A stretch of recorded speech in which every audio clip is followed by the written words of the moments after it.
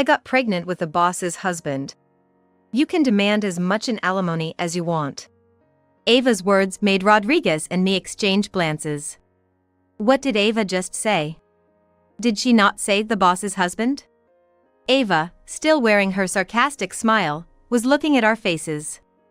I had thought something was off for a while, but had she finally lost her mind? Or was she hiding something else, something outrageous from me? Wait, the boss is your sister, right? Replacing my stunned silence, Rodriguez spoke up. At first, I couldn't grasp the meaning of his words. But, seeing Ava's reaction to what Rodriguez said, I began to get the picture. Excuse me? Ava's expression froze instantly in response to Rodriguez's words. I never thought him to be this pathetic, but Oliver had been posing as the boss all along. Believing this lie, Ava married Oliver. Oliver was a smooth liar. He probably explained things to Ava in a way that made her misunderstand who I and Oliver were.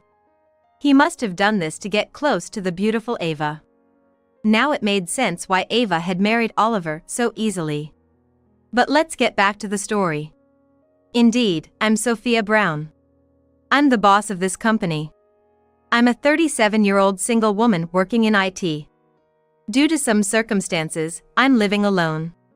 I have an older sister named Ava.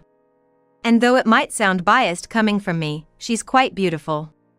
We weren't close as children, and I always envied my friends for their kind sisters. Ava was always pampered because of her beauty. And maybe because of that, she grew up to be cunning and unpleasant. She was adept at blaming her misdeeds on me, and I even found it scary how skilled she was at it. As far as I can remember, Ava was never scolded by our parents. They always seemed to excuse her behavior, saying, "She's the older sister, after all." Ava remained true to her own desires, and on top of that, she perfectly played the role of a kind sister in front of our parents. While our parents never openly compared our looks, relatives and others did, leaving me with a deep-seated inferiority complex. The phrase "big sis" is a real beauty, stuck with me from a young age, continuously fueling my feelings of inferiority. When I reached middle school, boys, too intimidated to approach Ava, would come and see me. And they would invariably say the same thing. What? The sister isn't cute at all. Ava found this amusing, enjoying her further idolization. I suffered a lot under these perceptions, but I knew Ava's true nature. I understood more than anyone that she was just a person with a beautiful appearance, but shallow on the inside. I believed Ava would eventually hit a dead end, so I started focusing on my studies. I was certain that someday, our roles would be reversed, no matter how long it might take. With that conviction, I excelled in school, always at the top of my class. Eventually, I grew bored of the regular curriculum. So I decided to focus on computers, looking ahead to the future. Despite the objections from those around me, I boldly decided to pursue my education at a vocational school. I felt confident in my knowledge of general subjects to a certain extent. Therefore, I desired a focused educational path. I easily got admitted to the vocational school. Perhaps because it was a school for studying computers, I made a lot of like-minded friends there. They were the so-called geeks, and I fit right in with them. At the school, I learned a lot about web design, site construction, and programming. After graduating, I moved through a few companies, but now I'm working with my vocational school classmate, John Smith. John and I had been close since our school days, and he was an outstanding programmer. After going through several companies, we ended up working together. A few years later, I started dating a man named Oliver Wilson, who worked at the same company. Oliver was experienced with women and knew exactly how to please them. I noticed he tailored his approach depending on the type of woman he was talking to. Having no prior experience with men, I was hesitant at first, but I started dating Oliver, who was 3 years my senior, following his lead. Oliver, who worked in sales, was charming and popular with women. I thought he wouldn't be interested in someone like me, and I was wary of men like him. However, Oliver managed to win over my heart and gradually made his way into my life. Only a few people at work knew about my relationship with Oliver, and we tried to keep personal matters out of the workplace. Even so, I found myself giving Oliver special attention more often than not. When Oliver made a mistake at work, I would naturally cover for him, so much so that John pointed it out. I knew this wasn't right, but I couldn't help being swept away by my first romance. When Oliver and I had been dating for over 3 years, he proposed to me. I hadn't expected things to progress to engagement so smoothly, and my parents were surprised when I broke the news. I've always been more focused on my studies and now work, not much into guys. They were thrilled that I, who had always been focused on studies and now work, was getting engaged before Ava. On the day of the meetup with my parents and sister Ava, to my surprise, Ava and Oliver hit it off well. Since they were going to be relatives, I thought their getting along was a good sign. However, this was my naivety and my biggest mistake. Despite knowing Ava for years, I let my guard down because everything seemed to be going so well. Soon after, Oliver broke off our engagement. He revealed that he was now engaged to Ava. I had never fully trusted Ava, but I never imagined this could happen in reality. I always thought having my fiancé stolen by my sister was something you'd only see in comics or dramas. But now, it was my stark reality. I later found out that Oliver had been flirting with many female colleagues at work. It was only natural for someone like him to fall for a good-looking woman like Ava.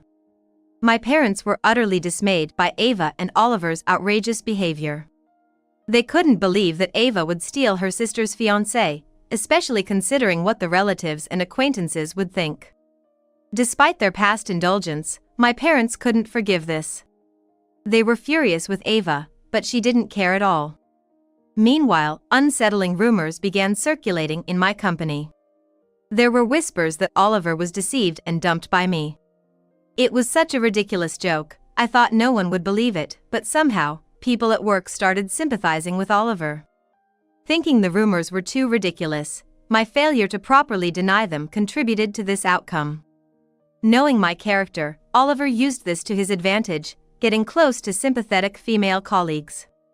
After betraying me, Oliver got engaged to Ava and even continued his infidelities. Initially, everyone tried not to fall for Oliver's tales, but gradually, they were taken in and eventually deceived.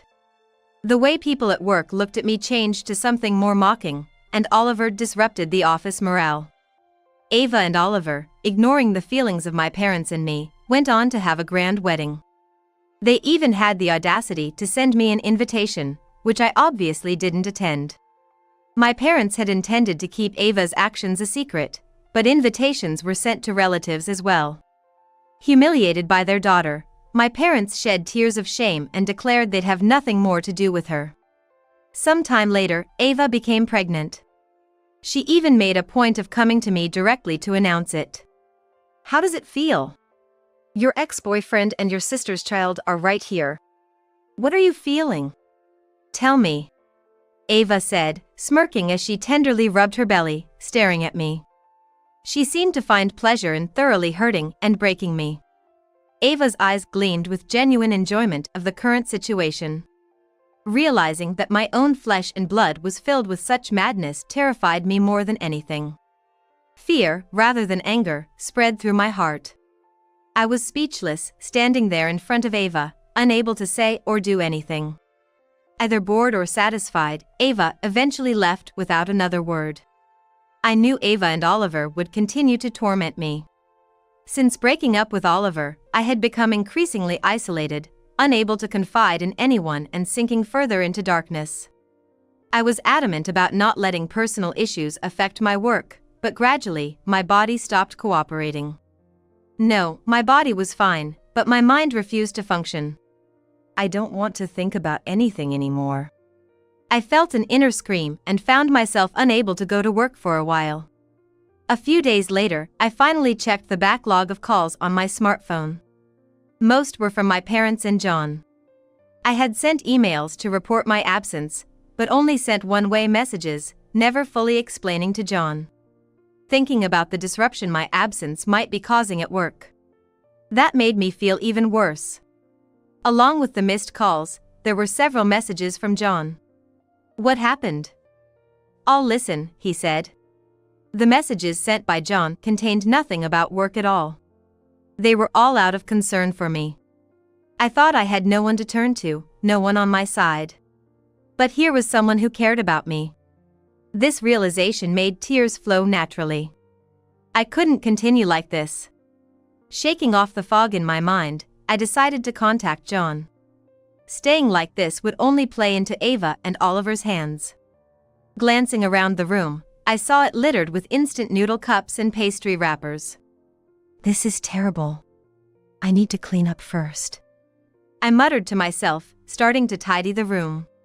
"What happened?" John asked with concern the moment he saw me. After cleaning up, I called John. "I need to meet and talk," I asked for help. It was already past 10 p.m., but John graciously accepted my request to meet. At John's first words, I instinctively smoothed my hair. Had I looked that disheveled in my rush? Even in such a moment, I found myself worrying unnecessarily. John suggested, "Let's go inside," and led me into the cafe where we had agreed to meet. The place was almost empty, perfect for a calm conversation. We ordered coffee and began talking right away. I poured out everything about the past few days, how Oliver's spread rumors had made me feel out of place at work. Once I started, words just kept flowing. John listened intently, without interrupting me. After I finished sipping my coffee, John said, "Firstly, about the office situation, you don't have to worry. All of Oliver's lies have been exposed. His repeated infidelities at work too, without a single exception," he said, smiling confidently. I couldn't believe Oliver would admit to lying, and wondered what had happened. "Also, rest assured, I haven't spoken about your private matters," John added, seeing my puzzled expression. "No, what happened?" He nodded understandingly, seeing my confusion. "Why do you think the women employees Oliver dumped didn't say anything?" he asked me in a serious tone. As I looked puzzled, John continued. "He threatened them, saying they knew he was married and would be sued if they talked. Basically, he had warned that if they spoke about their relationship, his wife would take legal action. It was no surprise that young women would be scared by such threats. Oliver had been exploiting them to carry on his affairs. It's unforgivable." I clenched my fist on the table, anger building inside. But Oliver overplayed his hand. The women employees Oliver had deceived didn't speak up on their own. But they were quick to notice others who had also been involved with him. Was it a woman's intuition? They sensed something in the air between themselves and Oliver. United, these women were strong. A few of them eventually came to John and exposed Oliver's deeds. "We've been deceived and threatened by this Oliver," they declared in front of everyone at a company-wide meeting one morning. Their statement sent a ripple of shock through all the employees. "I'm being framed. They're just upset because I broke up with them. Please believe me, I've done nothing wrong." Oliver tried to maintain his lies even when confronted, unashamed. But who would believe Oliver, seeing the tearful appeals of these women? Mocking jeers began to rise from the crowd as Oliver made his pathetic excuses. "He hid the fact that he was married and got involved with me. The worst kind of cheater." The victims grew more heated as Oliver refused to admit his wrongs. John didn't try to stop them, instead watching as Oliver was harshly criticized. "Hiring someone like you was the biggest stain on my life. You can't even do your job properly, and on top of that, you've been causing all this trouble in the office. I've reported your misdeeds to the police, so you better be prepared." Normally mild-mannered John exploded in quiet anger. It's no wonder not just Oliver, but all the employees were shaken by John's wrath. "And you're fired. You bragged about being good at sales, but compared to other employees, you were consistently at the bottom. I'm telling you this for your future reference," John added, before announcing the end of the morning meeting. The employees dispersed like a scattering of spiders, leaving Oliver alone. Oliver's pride was shredded in front of the entire staff. "So, I fired Oliver in front of everyone yesterday. I might have acted without consulting you. John said, waiting for my reaction, though he seemed to already know what I'd say. Oliver had been exposed for having relationships with several female employees and blackmailing them. The victims must have been embarrassed to come forward, but they planned this to humiliate Oliver. It was quite a scene. John continued with a wry smile. But the girls he hurt aren't stopping there. They've sued him for a substantial amount in damages and reported his threats to the police. While I was down, Oliver had been thoroughly defeated. About this, I was wondering if you'd consider letting the lawyer handling this case take care of your situation with your sister and Oliver? I nodded vigorously at John's suggestion, deciding to join the other female employees in suing Oliver and Ava.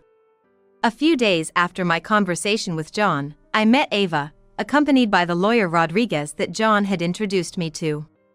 We decided to sue Ava and Oliver separately, based on John's idea. First, it was about my personal damages, how Ava had stolen my fiancé. Ava, looking blissful as ever, seemed even more pleased to see me.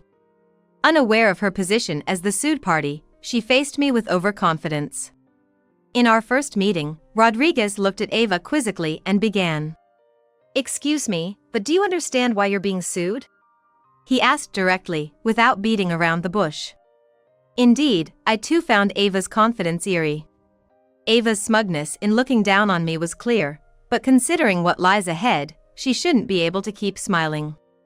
In response to Rodriguez's words, Ava began talking in a ridiculously sarcastic manner.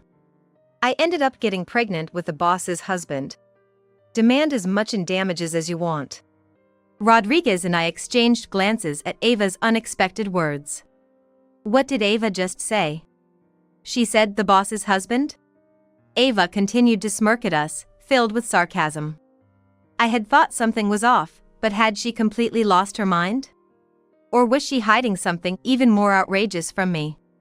"Wait, aren't you the boss's sister?" Rodriguez spoke up for me, stunned. At first, I couldn't grasp what he meant. But seeing Ava's reaction to Rodriguez's words, I began to understand. "Excuse me?" At Rodriguez's words, Ava's expression instantly froze. Yes, Oliver had been posing as the boss. I knew he was the worst, but I hadn't imagined he was this despicable. Fooled by Oliver's lies, Ava had married him. It's just like Oliver, who's good at lying. He must have explained things in a way that made her misunderstand who the real boss of the company was. He would have done anything to get close to the beautiful Ava. Now, the reason for their easy marriage was clear. But let's get back to the story. I am unmistakably the president of this company. This company was co-founded by John and me, where Oliver was just a trainee with little knowledge. John, as the vice president, supports me in my role. Later, I learned that Oliver was engaged to me because he coveted my position as the president. Not just the position, but he was after the wealth of a company with an annual turnover of $60 billion. Ava's arrival was an unexpected twist for Oliver, but he was quickly captivated by her beauty. She misunderstood that Oliver was the president when she heard the word while Oliver and I were together. Taking advantage of this, Oliver deceived Ava, and they even ended up having a child. I knew Oliver was a despicable person, but the thought of having dated such a man sends shivers down my spine. And I am frustrated with myself for not seeing his true nature. He lied about his status to fulfill his desires, even going as far as having a child. Unaware of all this, Ava was overjoyed, thinking she had struck gold. However, I have no sympathy for Ava, who was deceived by someone like Oliver. Even though she is my blood-related sister. You seem to be under some misunderstanding, but as you said, the damages will indeed be a substantial amount.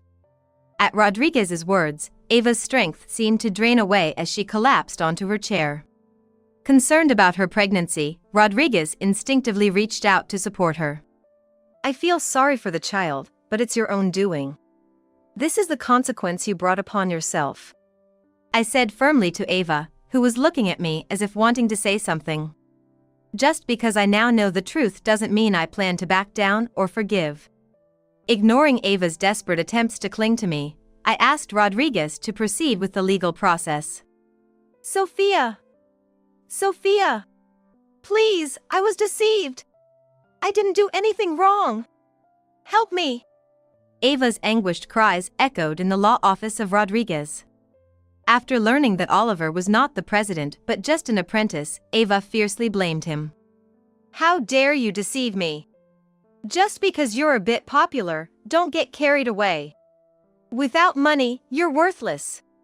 Don't ever show me that pathetic face again. Learning of Oliver's affairs with other female employees, Ava filed for divorce. And she also demanded alimony from him.